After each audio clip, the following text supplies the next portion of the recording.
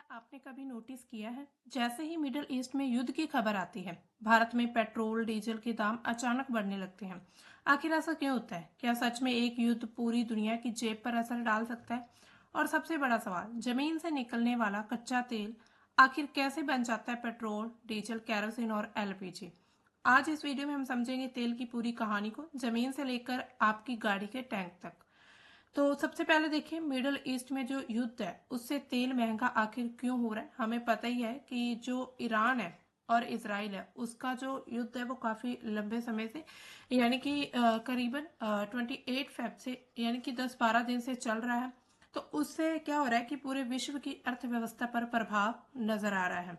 इसके अलावा अगर हम देखें कि दुनिया का सबसे बड़ा जो तेल भंडार है वो मिडल ईस्ट में ही पाया जाता है। और इसमें जो सऊदी अरब, इराक, ईरान, कुवैत, ये दुनिया के तेल का सबसे बड़ा हिस्सा जो है वो इन्हीं कंट्री से निकलता है। यानी कि इन कंट्रीज में जो है वहां पर क्रूड ऑयल बहुत भारी मात्रा में पाया जाता है। बाद में वही पेट्रोल, डीजल, कैरोसिन और एलपीजी मतलब उनको रिफाइनरीज में फिर बनाया जाता है। सबसे जो इम्पोर्टेंट रास्ता है यहाँ पर अगर हम मैप में भी समझे तो ये है होर्मुज स्ट्रेट इधर। तो सबसे इम्पोर्टेंट रास्ता यानी कि सबसे महत्वपूर्ण रास्ता यही है, और होर्मुज स्ट्रेट जो है उसको बंद कर दिया गया है, जिसके कारण यहाँ से पूरे विश्व में तेल की सप्लाई बंद हो चुकी है। और ईरान के द्वारा लगातार ये स्टेटमेंट दिया जा रहा है कि ये होर्मुज स्ट्रेट है ये काफी लंबे समय तक बंद रहेगा, जब तक कि वह अपनी जो उनके सर्वोच्च नेता है उनकी जो मृत्यु हुई थी यानी कि इसराइल के द्वारा की गई थी उनका बदला नहीं ले लेते, तब तक ये लगातार यानी कि ये इन दोनों तीनों कंट्रीज के बीच, यहाँ पर अगर हम यूएसए की बात करें तो वो भी इन तीनों के बीच जो है अटैक चलते रहेंगे। अब देखिए, जो सबसे जो इम्पोर्टेंट रास्ता है हॉर्मुज स्ट्रेट, उसमें करीब 20% पूरे विश्व का जो ऑयल है वो वहां से जो है इंपोर्ट होता है।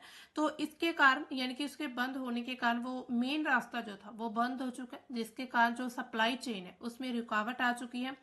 और इसके अलावा युद्ध की वजह से ये रास्ता बंद हो चुका है। तो जो तेल की सप्लाई मतलब कभी भी अगर ऐसा हो, फिलहाल तो अभी देखने में है, अगर आगे भी या फिर अगर हम पीछे भी जाकर देखें, ये जब जब ये हॉर्मुज स्ट्रेट बंद हुआ है तब तब ही जो है तेल की कमी आई है। इसमें जो है हॉर्मुज स्ट्रेट जो है पूरे विश्व के लिए एक तरह से एक द्वार का काम करता है, लेकिन इसके साथ ही वो एक तरह से अब खतरा भी बन चुका है। इसके साथ ही रिस्क प्रीमियम डर के कारण जो है पैनिक बाइंग भी हो रही है। यानी कि अब देखिए, लोगों के मन में ये आ रहा है कि आने वाले समय में हो सकता है ऑयल मिले ना मिले, पेट्रोल डीजल, कैरोसिन, एलपीजी। तो इससे क्या हो रहा है, लोग पैनिक होकर यानी कि बहुत ज्यादा डर में रहकर बहुत ज्यादा खरीद कर रहे हैं इसकी। हो सकता है आने वाले समय में इनके जो प्राइस है वो बहुत ज्यादा कम हो जाए, लेकिन आज के समय पर जो है वो 100 से भी ज्यादा जो है यानी कि करीब $150 से ज्यादा एक बैरल मिल रहा है ऑयल का। इसके साथ ही उत्पादन में कमी हो रही, जैसे कि गल्फ कंट्रीज है, यहाँ पर अगर हम फिर से मैप में देखें तो ये मिडिल ईस्ट में जो जितनी भी कंट्रीज है, सऊदी अरब, इराक, ईरान, यूएई, कतर, तो ये सब क्या है, खाड़ी देश है। इनके द्वारा लाखों बैरल की कटौती की गई है। इसके साथ बुनियादी ढांचे को नुकसान और रिफाइनरियों पर हमला हो रहा है।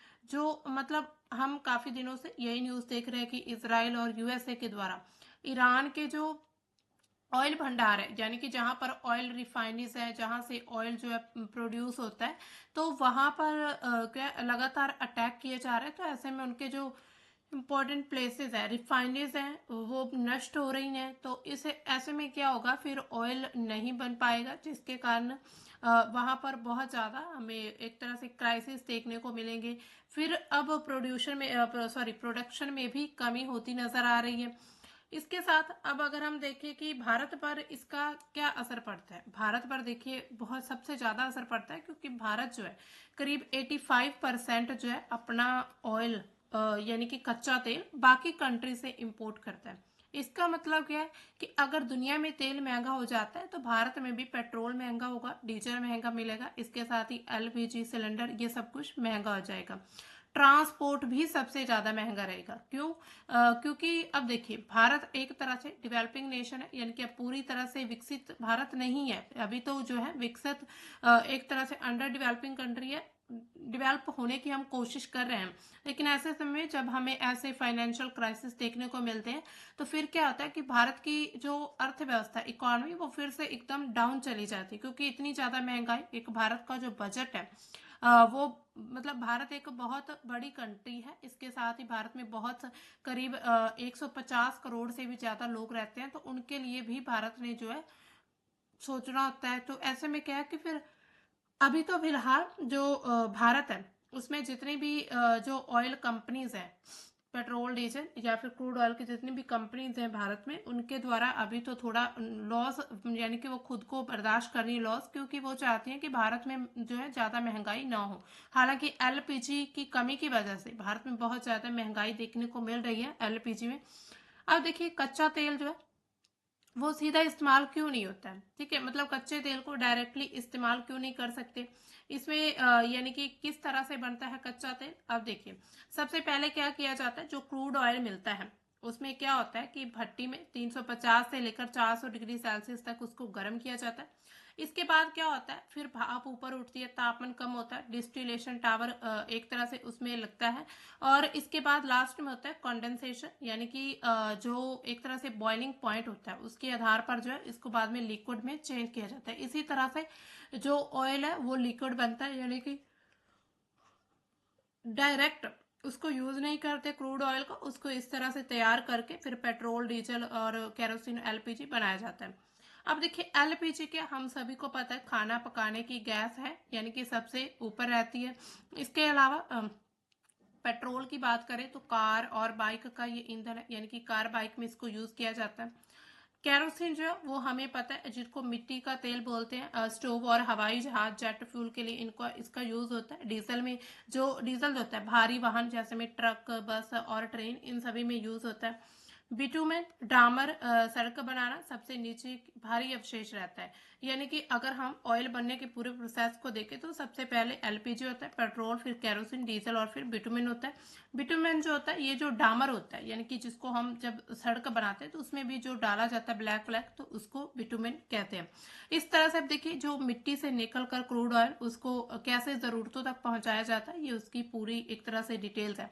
इसके अलावा लगभग 85% जो है मतलब प्रॉब्लम क्या है, भारत अपनी जरूरतों का इतना अगर इम्पोर्ट करेगा, इट मीन्स अगर मान लीजिए रास्ता कहीं ना कहीं जो एक दो रास्ते बंद हो गए तो इट मीन्स भारत में बहुत ज्यादा शॉर्टेज हो जाएगी इन सभी के कारण। अब देखिए मिडिल ईस्ट में जो तनाव है वो हमें पता है काफी लंबे समय चल रहा है, अब आगे पता नहीं आने वाले कितने समय तक चलेगा, तो ऐसे में भारत पर असर पड़ना बहुत ही जायज है। अब देखिए करीब अगर हम देखें कि मतलब कि जो हम यानी कि इसका जो मेन असर पड़ रहा है इंडिया, अगर हम देखें ना युद्ध में बिना कूदे भी बहुत ज्यादा लॉस भारत का हो रहा है, यानी कि अभी तक हम युद्ध में नहीं गए हैं, ना हमने इसराइल का साथ दिया है, ना हमने ईरान का पूरी तरह से साथ दिया है, ना ही हम यूएसए का साथ दे रहे हैं पूरी तरह से, ठीक है।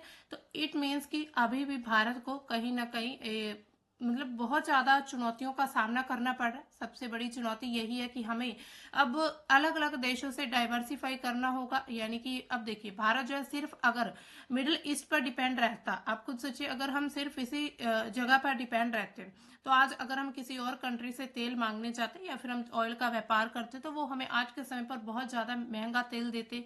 लेकिन हम जो है रशिया के साथ पहले से ही हमारा ऑयल का जो है थोड़ा बहुत ट्रेड, पहले हमारा ट्रेड बहुत ज्यादा था, लेकिन जब 2025 में जो ट्रम्प है उन्होंने भारत पर टैरिफ लगाए थे 50%, तो उसके बाद हमने थोड़ा ऑयल का इंपोर्ट जो था वो कम कर दिया था। लेकिन हालांकि अभी भी रूस कहता है कि मैं भारत को जो है एक तरह से वो तेल देगा ऑयल, तो अभी भारत ने अपना जो दूसरा विकल्प है वही रशिया, उस पर डिपेंड है। अब क्योंकि मिडल ईस्ट का रास्ता बंद है तो अब हमें रशिया पर थोड़ा डिपेंड रहना पड़ रहा है। अब देखिए भारत में क्या महंगाई की भारत के अलावा पूरे विश्व में जो है महंगाई की मार चल रही है।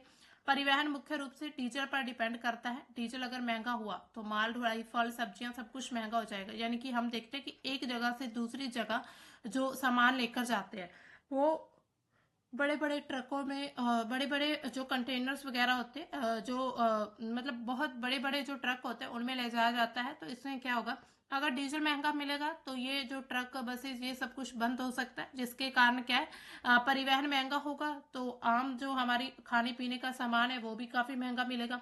सीधा असर क्या होगा कि अब आम जनता जो उनकी जेब पर ही पड़ेगा।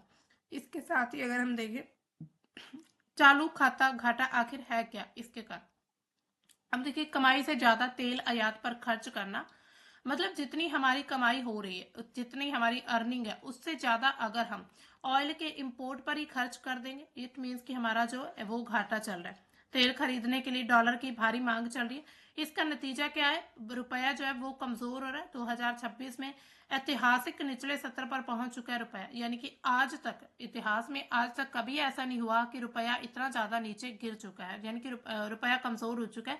लेकिन आज ऐसा हुआ 2026 में, ये पहली बार ऐसा हुआ जब रुपया यानी कि करेंसी हमारी बहुत ही कमजोर है। अब इसके अलावा फिजिकल डेफिसिट क्या होता है, राजकोषीय घाटा। सरकार एलपीजी और खाद पर भारी सब्सिडी देती है। इससे क्या होगा, हमारा जो फिजिकल डेफिसिट है, जब सब्सिडी दी जाती है, तेल महंगा होने से सब्सिडी का बोझ जो है वो बढ़ जाएगा। सड़कों, स्कूल, अस्पताल, विकास कार्यों के लिए पैसा जो है वो कम बचेगा। यानी कि अगर गवर्नमेंट जो है वो सब्सिडी जो है, यानी कि तेल महंगा होगा तो सब्सिडी भी बहुत ज्यादा बढ़ जाएगी, क्योंकि भारत जो है एक तो यानी कि गवर्नमेंट जो होती है वो तेल पर इतना खर्च करेगी, दूसरा सब्सिडी देगी लोगों को, तो बाकी जो हमारे डेवलपमेंट करने के लिए जो पैसे होंगे, जो बजट होगा, वो बहुत ही ज्यादा कम रह जाएगा।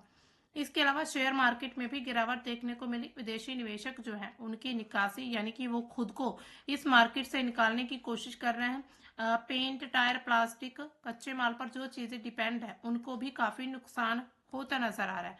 इसके अलावा स्ट्रेटेजिक पेट्रोलियम रिजर्व आखिर क्या, तो विशाखापट्टनम, मैंगलोर, पादुर में 9 से 10 दिन का हमारे पास भंडार है। जैसा कि हमने पहले भी उसके ऊपर देखा था कि ऐसे हमारे पास पेट्रोलियम का रिजर्व तो है, लेकिन वो सिर्फ 9 से 10 दिन चलेगा। लेकिन अगर मान लीजिए ये युद्ध जो है, मिडल ईस्ट युद्ध, ये करीब 2 से 3 महीने तक चलता है, तो भारत में बहुत वियर्ड सिचुएशन बन सकती है, यानी कि भारत में जो है एक तरह से लॉकडाउन जैसी सिचुएशन भी देखने को मिल सकती है। इसके अलावा भारत की कूटनीति क्या है कि अमेरिका की छूट के साथ रूस से रियायती तेल खरीदना, यानी कि अमेरिका ने जैसे कि हमें छूट दे दी है, तो ये भारत जो है अपनी खुद की एक तरह से डिफेंस की नीति अपना रहा है। भारत जो है खुद की पॉलिसी अपना रहा है कि अमेरिका से छूट मिली, तो अब हम रूस से जो है वो एक तरह से वहां पर कम प्राइसेस पर जो है ऑयल डिस्काउंट पर जो है ऑयल हम खरीद सकते हैं।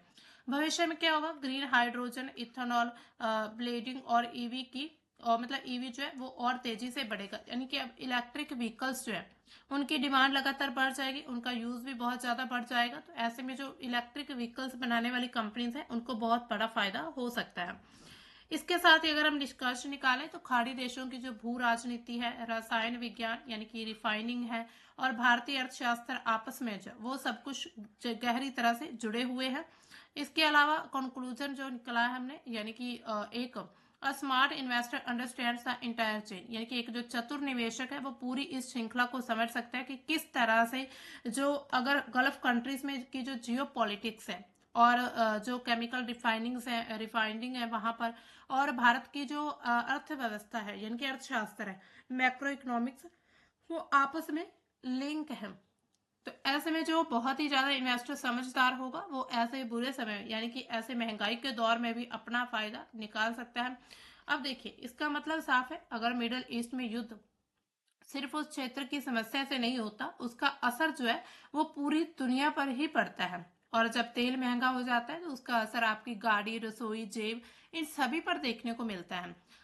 इसके साथ ही आगे देखेंगे युद्ध ये कितने लंबे समय तक चलेगा। इसके साथ ही भारत में जो अभी एलपीजी की शॉर्टेज है यानी कि चल रही है, उसमें भी बहुत ज्यादा महंगाई बढ़ चुकी है। हो सकता है आने वाले समय में इससे और ज्यादा महंगाई बढ़ती नजर आए। अगर आपको ये जानकारी अच्छी लगे तो वीडियो को लाइक और शेयर जरूर करें, और ऐसे ही आसान भाषा में दुनिया की बड़ी खबरों को समझने के लिए हमारे चैनल को सब्सक्राइब करना ना भूलें।